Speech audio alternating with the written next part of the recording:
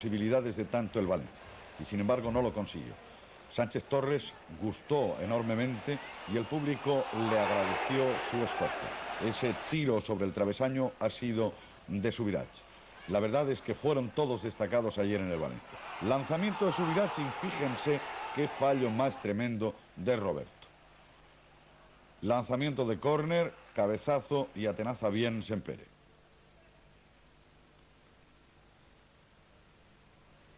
Jugando ahora Subirats con Sánchez Torres, un taconazo, se va a meter en el área, centrará,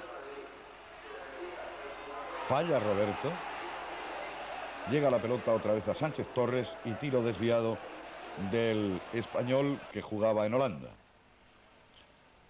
Ahí está Arroyo, va a combinar con Subirats, centro de Subirats, otro cabezazo de Roberto y un paradón impresionante de Fillol. Como consecuencia de este saque de esquina llegaría el gol del Valencia. Rechazará la defensa, concretamente Tomás, y el tirazo de Cabrera. Gol.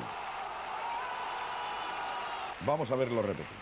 Imagínense ustedes la alegría, tanto en las gradas como en el campo. Sobresaliente cum laude, pues, para el público valencianista que ayer se volcó totalmente con sus colores. Y a pesar de haber perdido el punto, les aplaudió. Pedraza entra así a Sempere y cartulina roja directa.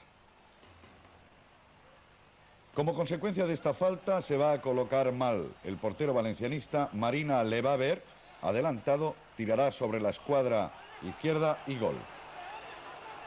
Era el 1-1.